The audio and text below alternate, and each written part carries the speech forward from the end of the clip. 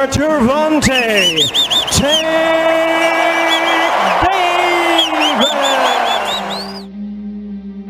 Sobrang mainit ang tinaguri ang Fight of the Year na gagawin ngayong paparating na April 22, 2023. Ang labang babasag sa ilang mga records sa pay-per-view ng boxing. Ang laban ng parehong malakas at undefeated, Ryan King Ray Garcia kontra Gervonta Tank Davis. Ilang minuto lang ay sold out na agad ang ticket ng kanilang kaabang-abang na laban. Natuldukan na din sa wakas ang mga patutsyada ng dalawa sa social media nang pirmahan na nila ang kontrata. Ngayong April 22, malalaman na kung sino talaga sa dalawa ang mas magaling at mas matibay. Bukod sa pareho silang undefeated, ay pareho din silang knockout artist. Sino kaya sa dalawa ang babagsak at kung sino ang maiwang nakatayo sa ibabaw ng lona? Sa kabuuan ng karera nitong dalawang sikat na boksidor, ay may isang boxer na pareho nilang nakalaban, pinabagsak at tinalo. Walang iba kundi ang Nicaraguan star na si Francisco Fonseca.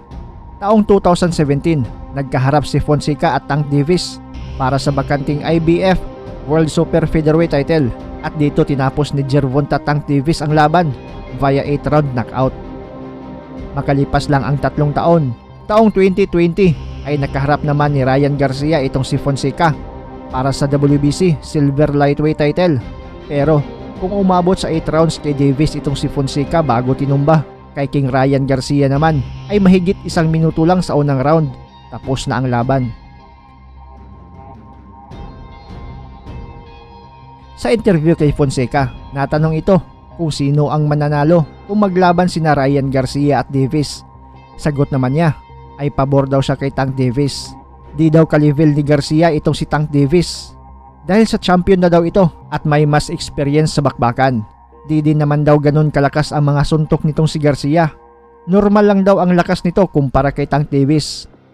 Na first round knockout lang daw siya ni Ryan Garcia dahil sa isang pagkakamali. Di daw niya nakita ang suntok ni Garcia sa sobrang bilis nito. Mabilis lang daw ang suntok ni Ryan Garcia pero mas may experience at mas malakas daw si Tank Davis. Ano ang masasabi mo sa naging opinyon ni Francisco Fonseca, mga pre? Ating sulyapan ang highlights ng labang Garcia kontra Fonseca at ang labang Davis kontra Fonseca.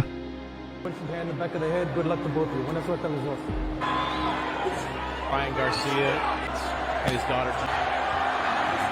A kid that likes to start off early. Daughter, his newborn, moving up to face the top fighter here. Davis and Tevin Farmer, 130 pounds.